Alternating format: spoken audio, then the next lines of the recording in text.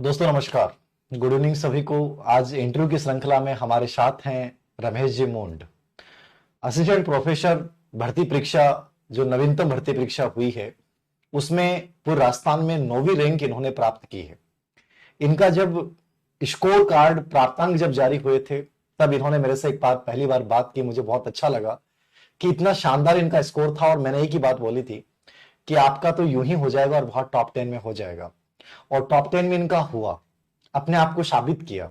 कई बार आप लोग कहते हैं कि सर क्या दो दो चीजों के साथ किया जा सकता है। ये हिंदी से वरिष्ठ अध्यापक थे, सब इंस्पेक्टर में इनका सिलेक्शन हुआ, फिर ग्रेड फेस्ट में हिंदी और हिस्ट्री दोनों से स्कूल व्याख्याता में चयन हुआ और लास्ट में जाके असिस्टेंट प्रोफेसर इतिहास से 9वीं रैंक के साथ ये सिलेक्ट हुए। इंसान यदि शिद्दत के साथ किसी चीज को चाहे, सही रणनीति के साथ यदि आगे बढ़े, तो एक चीज याद रखिएगा कि आपका हर जगह चयन हो सकता है। एक नहीं, चार चार जगह आपका चयन हो सकता है और रमेश जी ने इसी चीज को साबित किया है। आज मैंने कई बार इनसे कहा कि आप इंटरव्यू के लिए जरूर आए ताकि बच्चों को आपके अनुभव से एक फायदा मिले। तो रमेश जी आपका बहुत स्वागत है, अभिनंदन है, आपको बहुत सारी बधाई कि इतनी शानदार रैंक के साथ आपने और दो दो विषयों को आपने जिया है और इस धारणा को आपने तोड़ दिया कि इंसान चाहे तो वो किसी भी विषय में बहुत बेहतर कर सकता है। बस उसको एक समझ बनानी पड़ती है कि मुझे क्या पढ़ना और कैसे पढ़ना है। तो मोस्ट वेलकम आपका हमारे इस यूट्यूब चैनल पे। मैं आपसे पहला सवाल ये पूछूंगा कि इतिहास में एक बच्चा पहली बार प्रिपरेशन कर रहा है, वो एकदम नया है, तो उस बच्चे को कहां से करना चाहिए ताकि वो अपना बेस मजबूत कर पाए और उसमें कॉन्फिडेंस क्रिएट हो पाए कि मैं हिस्ट्री में स्कूल व्याख्याता या असिस्टेंट प्रोफेसर बन सकता हूँ। बताएं सर। सर्वप्रथम मैं सर आपको और अवनी पब्लिकेशन टीम को मैं धन्यवाद देना चाहता हूं कि आज आपने मुझे स्टूडियो पर मौका दिया। फिर मैं स्कूल व्याख्याता की तैयारी करने वाले बच्चों को ये बताना चाहता हूं कि सर्वप्रथम आप एनसीईआरटी जो एनसीईआरटी की पुस्तक है उनको जरूर पढ़ें, क्योंकि आज के समय में एनसीईआरटी बहुत महत्वपूर्ण है। और फिर स्कूल व्याख्याता के रूप में जैसे इसके कई पार्ट्स हैं, जैसे प्राचीन भारत है, मध्यकालीन भारत है, आधुनिक भारत है, विश्व इतिहास है, राजस्थान इतिहास है। तो इनके लिए कई बार क्या होते हैं कि बच्चे 5 या 10 किताबें मतलब पढ़ते रहते हैं, फिर वो उनका चयन नहीं हो पाता है। तो मैं तो ये कहता हूँ कि किताब पढ़े, अच्छी किताब पढ़े, चाहे एक ही किताब क्यों ना हो। हाँ सही बात। तो इसके लिए मैं सबसे पहले प्राचीन भारत के रूप में बच्चों को बताना चाहता हूँ कि केसी श्रीवास्तव पुस्तक है जिसको मैंने पढ़ा है। ये किताब मेरी बड़ी फेवरेट रही है, अभी भी पढ़ी है। मोटी सी देख रहे हैं आप, उसको मैंने इतनी बार पढ़ा है कि उस कवर पेज पता नहीं कहाँ गया उसका, मैंने बहुत ज्यादा पढ़ा है उसको। जी जी सर। उसके साथ मैं दूसरी किताब के रूप में सौरभ चौबे की किताब है। जी जी। उसका मतलब आपने खुद भी रीड किया इनको? बिल्कुल, मैंने सर दोनों किताबों को मैंने पढ़ा है। जी जी। मध्यकालीन भारत के रूप में मैं सिर्फ 2 किताब बताना चाहता हूँ। एस.सी. वर्मा है, उसके 2 भाग हैं, या फिर वो किताब पढ़ें। और इसके अलावा सौरभ चौबे, अगर आपके पास में समय है तो और भी किताबें हैं, जैसे एल.पी. शर्मा है, जे.एल. मेहता है, ये किताबें हैं। मैंने एल.पी. शर्मा और हरिश्चंद्र वर्मा पढ़ा था असिस्टेंट प्रोफेसर के टाइम। जी जी। और हरिश्चंद्र वर्मा नए बच्चे के लिए मुझे लगता है कि हार्ड पड़ेगी।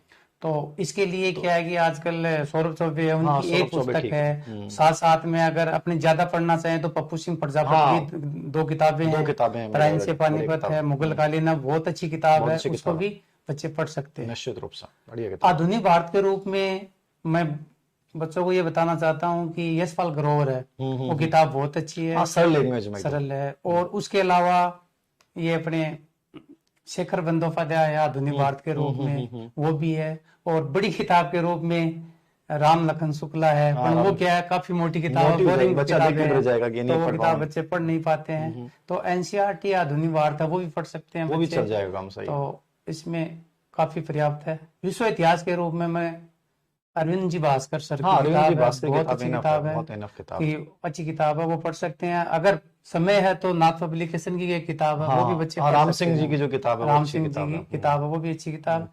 और राजस्थान इतिहास के रूप में, क्योंकि राजस्थान इतिहास के रूप में कई पुस्तकें हैं, एक पुस्तक नहीं है, बहुत सारी किताब है। तो इसके अंदर शर्मा पावा है। शर्मा पावा मेरे अकॉर्डिंग लगता है इतिहास के विद्यार्थी को शर्मा पावा जरूर पढ़नी चाहिए। उसको किसी गाइड को ना पढ़ के शर्मा पावा किताब को पढ़े तो इतिहास, राजस्थान की इतिहास समझ वहीं से बनेगी उसके। फिर उसके अलावा सर ये आर.पी. व्यास के हाँ, ये पुस्तक भी है, किताब 2 बढ़िया भाग है, उसका द्वितीय बहुत भाग बढ़िया है, वो भी बहुत अच्छा बहुत है। बढ़िया सही बात। हुकमचंद जैन सर हुकुमचंद और जैन को माली सर पढ़े, के वो किताब भी वो भी अच्छी बढ़िया किताब किताब, है। राजस्थान के इतिहास को और लेकर। उसके अलावा राजस्थान माध्यमिक शिक्षा बोर्ड की पुस्तकें हैं, हाँ, उनको पढ़ लें। 6 से लेकर 12 तक, वो किताबें बहुत अच्छी हैं, उनमें ज्ञान का अच्छा भंडार है, अच्छा वो बना, किताबें बच्चे पढ़ सकते हैं, पढ़ सकते हैं और सिलेक्टिव और अच्छी भी चीजें हैं। अच्छी प्रश्न किताब है। बहुत बार अमूमन ऐसे प्रश्न होते हैं जो वहां से ऐसे उठाए फिर जाते भी हैं। कई बार क्या है कि बच्चे के परीक्षा के समय क्या समझ हो जाता है हाँ, उनमें कि कि क्या करूं मैं, क्या क्या पढ़े क्या, तो उसके लिए क्या है कि एक निश्चित रूप से मतलब अच्छी किताब, एक एक दो दो किताब का उन चयन करें चयन या करना अपने चाहिए। नोट्स बना ले बच्चे, नोट्स बना ले, तो वो सही। परीक्षा के समय उनको रिपीट कर सकते हैं।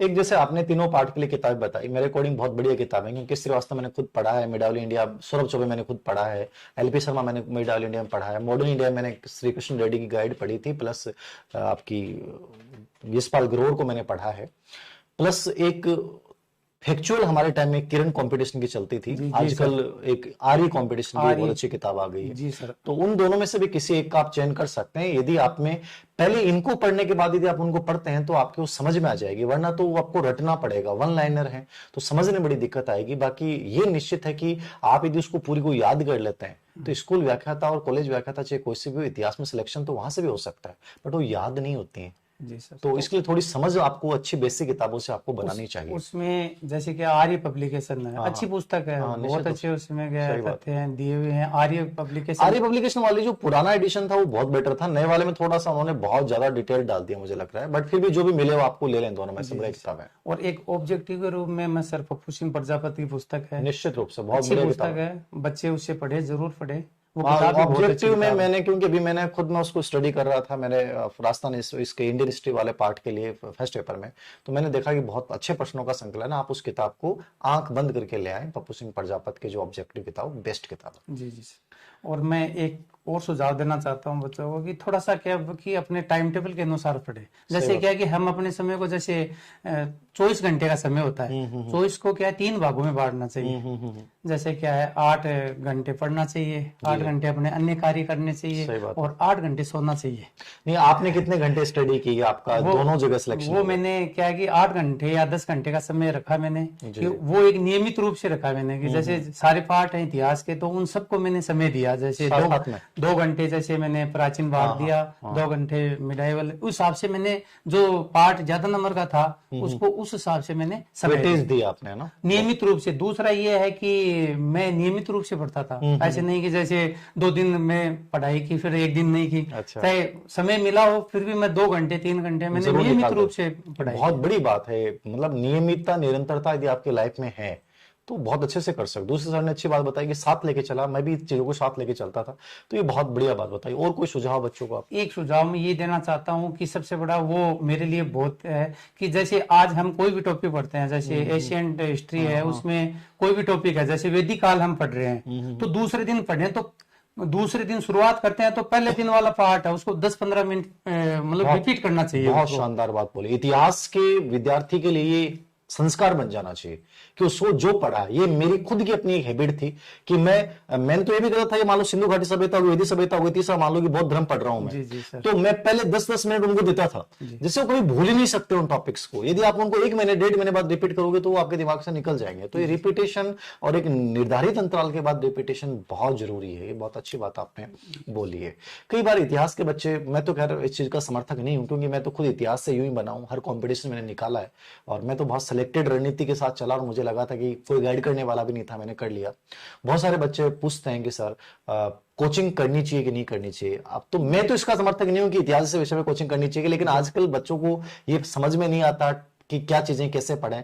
तो ऑफलाइन कोचिंग करनी चाहिए या ऑनलाइन कोचिंग करनी चाहिए, या जो बेटर लगे वो कर लें? देखो वो समय के अनुसार है। जैसे कुछ बच्चे सोचते हैं कि हम ऑफलाइन करें, ऑफलाइन कर सकते हैं कोचिंग, और ऐसी बात नहीं है। जैसे मैंने क्या कभी कोचिंग नहीं की सर, हाँ, सही है। मैंने स्वयं अध्ययन किया है, सेल्फ स्टडी की है मैंने।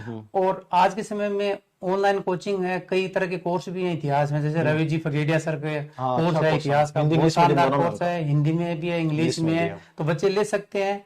और दूसरी बात है बच्चों की उस सुविधा के अनुसार है कि कोचिंग करना है नहीं करना है। सही मतलब बात। नियमित रूप से अगर वो सोचते हैं कि हमें गाइड मिले कोचिंग से तो कर सकते हैं, ऐसी कोई बात नहीं है। जहां आपको बेटर लगे उस चीज को, क्योंकि ये बच्चा मेरे से बार बार प्रश्न पूछते हैं तो मैंने कोचिंग नहीं की, सर ने कोचिंग नहीं की, बट फिर भी आपको लगता है तो ऑफलाइन कोचिंग यदि आपको सुटेबल लगता है तो कर सकते हैं। कई टीचर बहुत अच्छा पढ़ाते हैं राजस्थान में से, गंगाधर जी ढाका है, बहुत अच्छे टीचर है, ऑफलाइन में पढ़ाने वालों में मैं जहां तक समझता हूँ। ठीक है, तो आप ऐसे लोगों को, एक श्री राम जी नायक हैं बीकानेर में, वो बहुत अच्छा ऑफलाइन में पढ़ाते हैं, आप ऐसे लोगों को फॉलो कर सकते हैं। ऑनलाइन में सर रवि फगेड़िया जी हैं, गणपत सिंह जी राजपुरोहित हैं, जी जी और उग्रसेन जी सिहाग है। ये तीनों का ऑनलाइन का बहुत बढ़िया है, तो आप इनमें से जो आपको बेटर लगे वो किसी के साथ आप जा सकते हैं। और सबसे बेस्ट तरीका तो मैं आपको ये कहूंगा कि अच्छी किताब लेके पीवाईक्यू के साथ आप बार बार रिवीजन रिपीट जितना ज्यादा इतिहास में कर सकते हैं। मतलब इतिहास की कहानी यही है, जो इसको जितना दोहराएगा एक ही कंटेंट को, वो उतनी ही ज्यादा सिलेक्शन की संभावनाएं बढ़ जाएंगी। और कोई विशेष रूप से आप कुछ बताना चाहेंगे?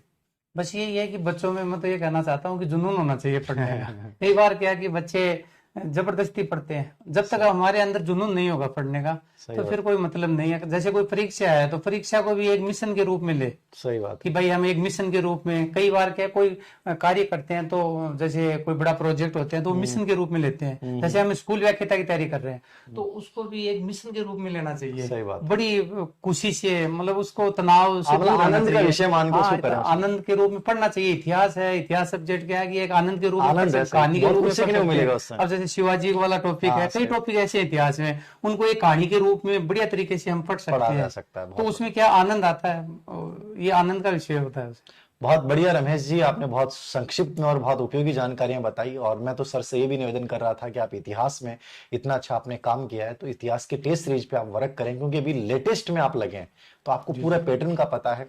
सर की दर्शन शास्त्र की किताब भी उन्हीं पब्लिकेशन से आ रही है, बहुत लेटेस्ट और बहुत शानदार किताब इन्होंने लिखी है।